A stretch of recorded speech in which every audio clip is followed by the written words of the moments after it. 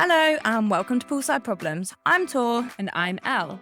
Poolside Problems is a podcast about our lives as 30-something-ish women living on a small island. From moving abroad and finding friendship in unlikely places, the fun and the hard times, including some of the bigger problems life throws at us, like fertility, relationships, moving countries and everything in between. Not forgetting our poolside problems, our daily rants that aren't really serious problems at all. Hello! We're back! We're back, baby. Poolsiders! Hope everyone is going well. Yeah. Going well? Is that the right thing to say? Doing well? That's an amalgamation of like the phrases. How are you, Elle? I'm good. I'm not as frantically busy as you, like squeezing in a podcast episode the day that you fly. You go, then I go, and then the next time we're both back on island is September. Yeah, September. September. Although, no, hang on. I fly back on the 30th of June and you leave on the 1st of July. Oh, okay, so we might have one. We might have one day in the middle where we see each other. Should we hang out that day? I've just noticed if you had like a child that ate avocado. Yeah, and then she was a bit cuddly. She's got a temperature and I'm trying to change the clothes. Elle's got like a pink t-shirt on. She's got like a big green smear mark, and it's obviously where a child has wiped their mouth. Yeah, always. Sorry, it was actually quite good that Albie didn't like avocado because it didn't have avocado stains. Oh. But yeah, she loves it. So I fed my kids at lunch, and they both really enjoyed their first like 4 mouthfuls. Why do they do that? And then they just both started spitting it out. You know, when they like stick their tongue out, it all falls off, and then try and catch it in their hands. I was like, what are you doing? What? You've just eaten like 3 or 4 mouthfuls. You were liking it, going, yummy, and then bleh. Tom, they obviously love that he cooks him breakfast, and it's really lovely, but like he makes him the most elaborate breakfast in the weekday. It's like a big thing, song and dance, like, what do you want for breakfast? And Albie is really like dramatic about breakfast. And this morning he had bacon sandwiches, which what day of the week is it? Wednesday, like is quite luxe. And he we kind of both just left him eating it, and he fully choked on a bit of fat. Oh no, it doesn't happen for ages. But I mean, choking, like he's never choked on fat before. And it just catches you out. We're like, no, you had to give him the whack, smack. Oh, bless him. Yeah. God, that is an elaborate Wednesday breakfast, isn't it? Basically get porridge, Cheerios, or Weetabix every day. Yeah, I feel like maybe I overkilled the porridge in the first 18 months without being ill. He said doesn't want to see porridge ever again. Fair. Let's hope the trends are good on the flight for you tonight. Yeah, so I'm flying back to England tonight for a couple of weeks. We've got a wedding in Portugal, which was postponed, obviously COVID. So I'm really looking forward to that. But yeah, I feel like we haven't flown since like the last time we flew, the twins could walk, but they weren't as active, whereas now they are into everything. Like they're climbing on everything. And it's a night flight, so I'm hoping they're tired and they're like knocked out. But yeah, I mean, I'm not stressed about it because, as I always say on Instagram, it's one day and it is what it is. Like I can't be bothered to use my stress up on that. I mean, I'm stressed in the sense that like I'm trying to pack for everyone and like it's baking hot and the twins have been aggy all morning. But yeah, let's pray. I've bought them a zillion snacks. Yeah. Keep them quiet. The snack corner in your kitchen right now. It's a 5-hour night flight.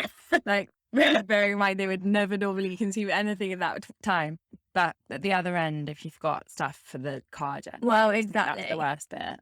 I mean, we could pick up stuff at the M&S right there, but I would just rather have it. You never know if you're like delayed on the tarmac. Like I really overthink of like what ifs, because I just don't want to be that person that's like got a screaming hungry child and I haven't packed enough.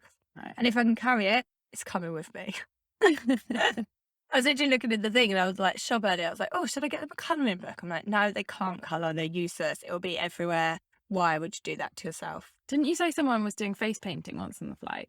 Yeah, so a girl that actually, it was on the flight that she moved over here on, and she actually left now, the island.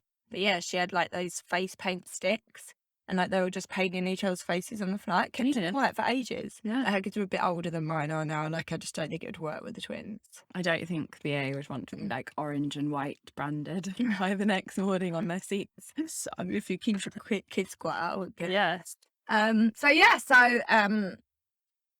looking forward to getting back to England now. I haven't been since Christmas, and the twins had COVID, etc. Then, didn't they? So It's a long time actually. hoping this one is a little bit less Dramatic. yes, yeah, Get out and about.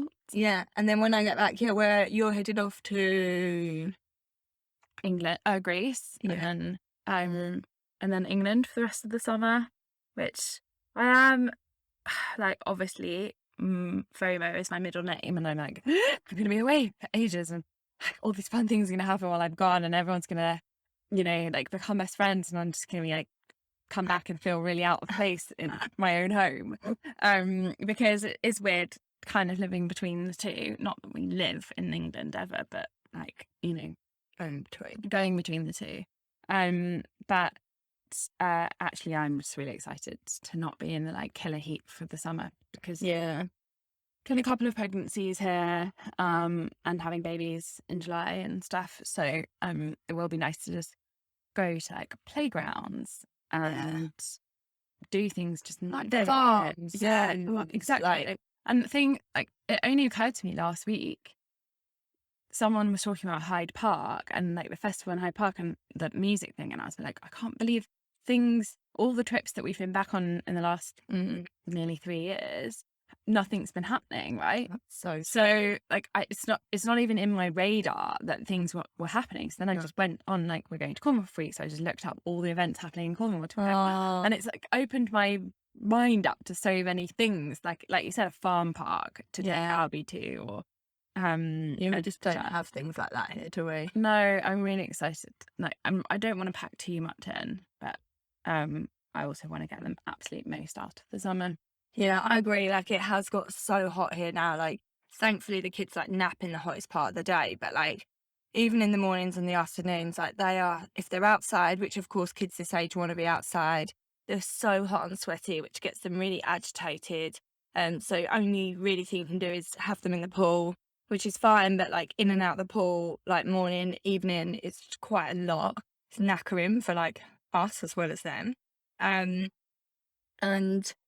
I just don't know if I can sustain that all the way through July and August. So, I mean, I'm going back to the UK in August actually as well, because we have another wedding and it is just so hot here.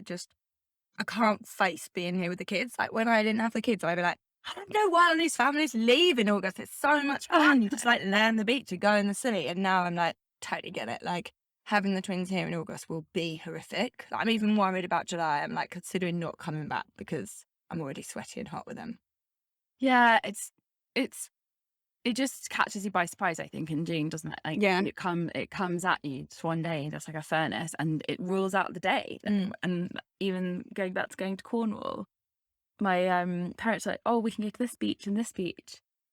Like, wow, I mean, I'm not sure I'm ready to go in like the English Sea, like after being spoiled. But we could just literally play on a beach for a whole day, and we might even be cold. Yeah, it should be quite cool. It's nice not to be like sweaty, and like if the kid falls asleep, then they fall asleep. You're not got worried about them like overheating and things too much. Yeah, and my pigmentation's really bad, and I'm more tanned than I would I've planned to be, and so at this point. So no, it has been hot. It's a big first world problem. It is. So then you go to Greece and England, then I go back to England. I might actually be going to LA for a holiday.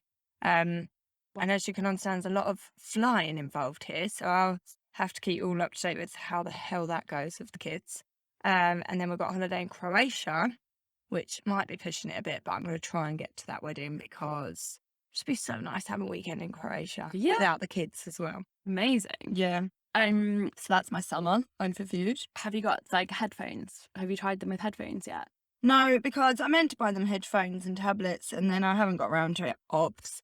We just put the iPad. Abby hates headphones, so we just put the iPad on, and people would rather hear the volume of your iPad and as annoying as that might Yeah. be for the people in the immediate seats, then the whole of like the cabin hearing them screaming. That's a good point. I was actually going to download something on both my phones. So then at least if we need to give them the phone without headphones, then they've got something to watch. So that's fine. I can do that. What I do really want to do is download some of my podcasts onto my phones so that I can just put my earphones in. And if they're like asleep or something and I can't sleep, at least I can just listen to something. And I've charged my Kindle as well, just in case. Because last time we were on a night flight, because I had a kid on top of me, I couldn't sleep that well. But like being able to just have my Kindle like sort of rested on them. Yeah. So I wasn't completely bored staring into thin air. Because if you put the big screen on, then the brightness like might disturb them.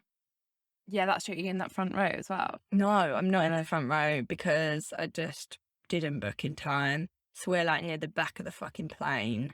Gonna be last off. Ah! Nice and quiet. You'll have loads of space to yourself. We won't, it's a full plane. I changed, James was supposed to be flying another day and we've changed him to come on our flight today. And they basically like, it's nearly a full flight. There's literally 3 economy seats left and he's taken one. But you can sit together? Yeah. Yeah. Anyways. We're going to do something about travelling with kids, aren't we, I think? Did we never do it? Tips for travelling with kids. Well, I can do them. Snacks. Take all the snacks. Snacks. Entertainment. Yeah. Entertaining. Cowbell. Cowbell. I am actually taking Cowbell just because Sonny's had an ear infection and he has still got a bit of fluid and the doctor was like, he should be fine, but just make sure you've got it on the flight with you. Yeah. Change of clothes. Actually, I need to do that. 10. And like a plastic or waterproof bag for in case anything is puked or pissed on or shit on. And also don't show them everything at first. So like give them a couple of toys or like depending on their age, like one colouring book and one of their snacks, especially on day flights when you've got to keep them entertained for a long time. That's a great And then when they get a little bit agged out, produce a few more toys. So like always have something in your reserve. Yeah. Because if you show them everything, they're going to get bored of all of that. So just like every so often, drip feed them little bits of toys. I've got 4 books in my backpack because twins are really into reading. I mean, it's heavy as fuck, but I'll pull one out at a time and just like mull over one book for as long as I can. I think that is key, like loads of snacks. Someone also told me to take a change of top for you. Oh yeah, I always do that. Scenario. Yeah. Well, because if they do vom, say, and then you're stuck stinking. Yeah, change of clothes for you and plenty. I always take too many nappies because, as I say, if you get stuck on tarmac or something, and like everyone says that planes produce more poo, like your kids seem to do more poos on planes. You don't want to be like lacking in nappies because that would be horrific. Oh. And I always buy as well, like my 2 have the lactose-free milk, and I'll take 1 load of like milk like through the airport. Just it might be a bit warm by the time we get on the plane, but it'll be fine. But then I've bought like the toddler milks, which like I've bought way too many of them. But again, like if we get off the plane the other end, I probably could buy some nice fresh milk. But if I've just got it in my bag and like we're in a car journey and they've just been woken up and they're not ready to wake up, I swear those toddler milks are so thick and like sweet, like easy. That exactly. So something like that is quite good for like I think they were age 1 to 3 or something. If you're like worrying about milk and stuff for your kid, just take some of those because you're allowed as many as you want. I think under 3, you're allowed as many milks for your kid as you want. I mean, I'd check the end. And milk and food for baby and water and stuff. Yeah. So just make sure you have plenty of everything. Yeah. Just if you don't look like a pack horse when you're walking down with yo-yo. The yo-yo prams or similar makes are really good.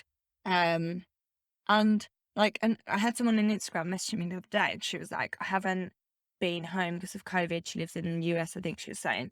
She was like, I'm really, really putting it off because I'm just stressed. Like my kid's 18 months old. I'm just stressed about the journey. They're in a really good sleep pattern and I don't want to travel and get them out their sleep pattern. And I was like, wow. Okay. So the thing is everyone's priorities are different. And if your kid's sleeping is your priority, then don't go because that'll just stress you out. But then your family aren't seeing your child. And like, for me, that is a massive thing.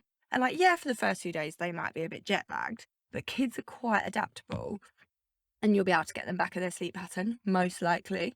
Like, That's what I've always said to people here, is that the worse, like, to remember, the worse the flight is, especially that night flight, the better they adapt the next day. Because the more tired they are, the more you can just be like, okay, we'll hold them out to their lunchtime nap, do their lunchtime nap, and then keep them going until what's going to be their bedtime, which is way earlier. yeah, But if they've had no sleep the night before, and then you get like a 12, 13-hour night yeah. from them that first night back. So like you said, it's just one day, the journey. Yeah, you've got to get through the journey. Like, try not to stress about it, because most people on that flight have got kids or have had kids or are planning to have kids. Some aren't, and then like that is what it is. But most people are like, they're like, what's the word I'm looking for? They get it? Yeah, like, and they're like sympathetic, sorry. Yeah. Like, as long as you're trying to pacify your child, like, I've never been bothered about a kid screaming. It's if a parent's just ignoring their kid. And I do get it, like, sometimes your kid goes so mad and you're like, I can't do it with you anymore. But if you're on a flight with a lot of other people, it's not very fair. So you've got to be trying to pacify your child, I think. But yeah, don't worry about it. I say that, I'm going to have the most fucking horrific flight tonight. I'm going to be messaging now in the morning and be like, ah! I thought you deliberately put James on a different flight to be like, can't deal with your stress. But no, I must admit, it is a real way up for me, because he does stress a lot more than me. Sometimes having him on a different flight is like, yeah, I don't really care, it's fine. But no, I'd at the minute rather have him close and helping me. It's got a lot going on at the minute, Al. I need support. Yeah. And the bits that I think actually are like the worst, not the worst bits, the hardest bits is like if you're doing it on your own, it's like loading up the luggage onto the thing. Like, then when you get through security, like when I did it recently just with Rory, it felt so easy, because like all I had to do is take her off the sling or take her out her buggy, fold down the buggy, and like I put her in one of those security things, the checking things, just while I like folded down the buggy, and then like picked her back up again. But when there's two kids and you're unloading, and they're like, please take your shoes off, and please take the baby off you, and please do this, and like take all the liquids out because we're going to test them. Like, that is when the most amount of adults possible, because everyone in that queue is for himself at that moment as well. So they're not thinking, oh, that lady in front's got a billion things to get out of her bag and stuff. So you have to that's when I think having them there is worth its weight in gold. No, it is. And actually, James and I are a bit of a nightmare, because they're like, is there any liquids in your bag? And we're like, it's baby milk, so they're going to want to test it, because they always do anyway. So I never take it out of my bag, just leave it in there and let them get it out the other side. I'm like, oh yeah, there's milk in there, sorry, forgot. But I'm not getting it all out. You're asking me to hold the twins, like, and then they're all like, oh, are they twins? But they're not allowed to help you or touch them. So they're like, oh, and they want to have full-on conversation while we've got two kids running opposite directions. We're trying to unload our like laptops and liquids. I'm like, this is ridiculous. I get it. I know it's security. We all have to do it. But like, yeah, it's actually, this is going off kilter a little bit. But I actually took the boys out in the pram yesterday, in town, which I don't really do much because it's not like loads of space for a double buggy, although mine's one in front of the other, but still. Anyway, I don't take them out much. And I kid you not, like in town in Bermuda, like a lot of people are helpful. So there's a few shops I went into and I like back into the door and like push it open with my back and then pull the pram in, because I can't, because it's a long pram. I can't lean forward and push the door open. And like a couple of men helped me. It was like, oh, here you go, like I'll help you. Not one woman helped me the whole time I was in town. I went in and out of loads of shops. I went to one dry cleaners in town and I like got stuck in the door and I was like trying to maneuver the pram, and she stood behind her desk like a foot away from me, just watching me. And I was like, and then she's like, waited till I got up the stairs to her, just like, can I help you? You know, I felt like saying to her, you could have fucking helped me as I was trying to get in the door. Like, all it would take her is walk out from behind her desk and just held the door open for me. I could not believe like how many people just watched me struggle. If I see someone with a pram, I literally jump for the door. I'm like, oh, let me help you there. Like, You don't see it very often. I couldn't believe it. I was like, not one woman helped me. They were just watched me. Wow. So rude. Girls. Girls, I know. Come on, up you going. Toast before broke. So yeah, that's our summer. plans. It is. It is. And what have we got to tell everyone now? Yeah, well, because of we're going on a bit of a hiatus, aren't we? We are. So this is going to be the last episode in series 1 of Poolside Problems. Yeah. And it's number 10. It's a nice round number. It is. And it's worked out perfectly. We squeezed it in just before I head off. and you head off. And well, we've loved doing it, haven't we? We have really enjoyed it. It's been really fun. It's been really fun. We hope you've enjoyed listening thus far, and we'll be back We will be back. in September. We just wanted to know, like, well, we were going to try and do it throughout the summer, but realistically, we can't even get one out on time, like, while we're here together. So it's not going to happen. So we thought, why don't we take the summer off, get loads more stuff to talk about, and then we'll come back September-ish time. But what we want to know is what you've loved. All our sponsors out. Yeah. Get those sponsors, get that money in, you know. Yeah, I want to know what you've loved, what you've hated, what you want to hear more of. I've got some people in my inbox that I need to reply to, but we're considering maybe getting some guests on. And it will be very much on the topic of like our lives. So it'll be like expats, it will be fertility people, it will be parents, it will be things around those subjects, basically. It might not be every week, but that's something that we're definitely looking at. So yeah, let us know on our Instagram at Poolside Problems. Send us a message, comment on any of our posts, because we would love to know what you want to hear more of. We've been really impressed with like how many people have listened to the podcast. Oh yeah, we've been blown away. And actually I still really like beam a smile if anyone sends us a message about something. Like I've had a few messages recently about espresso. Like someone just ordered an espresso in front of me in the queue and stuff. It feels really nice when something resonates with you, but obviously we want to know if there's other things that resonated or to hear more about. And we have got like a list of topics that we every week we're like, oh, we'll cover this, and then we went off kilter, and like, so we've still got that big list of things, so we've got plenty more to talk about. But this week, as we're squeezing it in, it's definitely going to be a shorter one. I'm really sorry. And yeah, have a great summer. And so Michael, who is producing this, has had his second baby. Again, all our love and luck for the summer, because we're going to make him work harder when we come back. He's like, if you haven't been making work hard enough, he had like a week-old baby, and we were like, yeah, can you just edit that one for us, because it needs to go out? Can you turn it around in 2 hours? Yes. Before your bedtime. But yeah, it's been fab. Apologies. Yeah, it has been fun. And we'll definitely be keeping in touch on Instagram. We will. Should we do our last Poolside problem of the series? Oh, we did have a topic we were going to discuss, actually. Oh yeah, we should save it.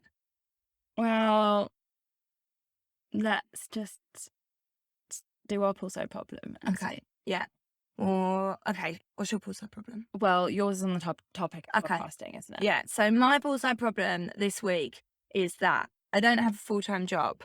So I do have a lot of spare hours. My children nap for a big chunk of the day at lunchtime.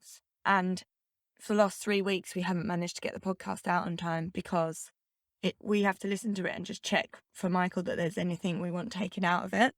And we haven't been able to do that in time for Michael to be able to turn it around. So my Poolside problem is how have I got all this free time, but I still can't do something like that? What an absolute joke. We have the time to record it, but then we just don't have the same amount of time to play it back once and just make a quick note of anything where we sound like total wankers. But I think that's because I don't want to listen to myself. Yeah. It cringes me out. But I also like want to just make sure that like there isn't something really ridiculous in there. But I think Michael knows us well enough now that maybe next series we'll have to just give over the reins and be like, wing it in you. Yeah, that's true.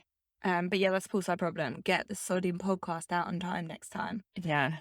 And maybe we just move the launch day to Wednesday. Yeah.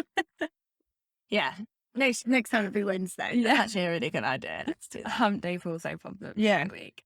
And my Poolside problem is It's quite Bermuda-y actually, but I guess it relates to going to the UK as well, in that in Bermuda, when you go to the shop for a supermarket shop, someone will stand there, and I'm pretty sure they're volunteers, right? Yeah, I think Sometimes it's school children, sometimes it's adults, and they pack your bags for you, which is obviously really nice.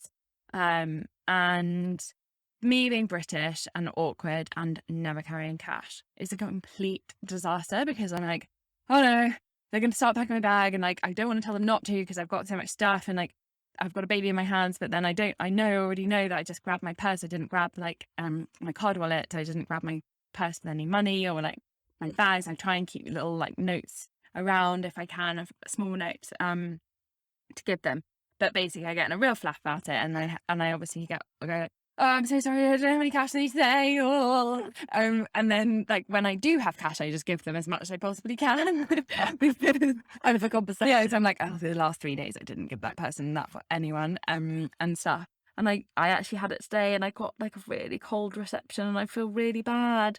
And the worst thing as well is like I've driven past, and they do it at petrol stations as well here, don't they? And terrible confession, but I literally don't know like how to do petrol in this country. No, I don't know. And like, and I already feel nervous because we've got this stupidly big car for the summer that we've hired, and I'm gonna have to do the petrol all by myself while like I'm in England.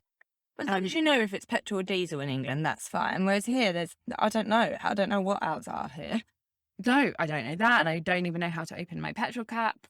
Like, just make sure that's the thing. Whenever I hire cars, is before I go anywhere, I always figure that out so that I don't look like the dickhead at the station. Because I'll never forget when my sister had like this fancy new car years ago, and we literally got to the petrol station and we couldn't figure it out, and we were like, oh my god, and we were like, she was so low, and we had to ask somebody. We had to be like, excuse me, you could figure out how this petrol cup opens. Like, it's like such dickheads. So I was like, never again. I need to make sure I'm on top of really this. good one.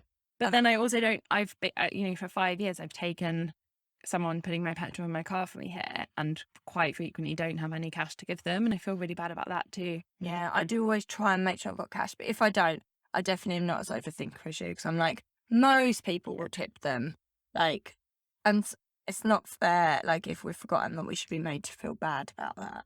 Yeah, I know. And you can't, it's not like you can literally pop to the cash point quickly and get it, because you've got 1 or 2 children with you, and there's not that many cash points. And there's not many cash points. And then you've got a massive note. Yeah. And so what do you do with that? Like, so yeah, that's my Poolside problem. Very lame, but happens to me a few times a week. Yeah, no, that's a good one though, because you're like, why don't I just change up a 20 and put it in my purse as all ones? But we're just not thinking enough now. It's bad when you're first back in England, actually, and you forget that they're not going to pack your bags. Oh yeah, now they're waiting. Yeah, just do the scanning, get your card ready, and then you're like, I'm going to put all the bags quickly. And you're trying to tip the person, like the person who's the cashier. You're like, I get paid a proper wage, thanks. So I'm trying to give me extra money. You know? And I said good morning and good afternoon and have a good one to them. Like, I tried to have a full conversation, and they're like, what? What are you talking about? Oh God, brilliant. I'll be there tomorrow. That's so exciting. Yeah, I'll be there. And I think my bestie Steve is coming over, and I'm really hoping he's bringing me like little bits of M&S food. Can't wait. The picnic section in M&S will be amazing right now, won't it? Oh my gosh, it's going to be those 3 for £10. Yes. Oh, I forgot about them. Can't wait. That's cool. Yeah. Okay, you enjoy that. Have a good summer, everyone. Yeah, have a good summer. We love you all. Thank you. To the pit. Bye. Bye. Thanks for listening to Poolside Problems. We hope we made you laugh a little, and that you felt like you too were hiding under a duvet with us with a cup of coffee, some girl chats about our real problems and our silly poolside problems too. If you enjoyed listening, we'd love to hear from you in a review below, and don't forget to subscribe.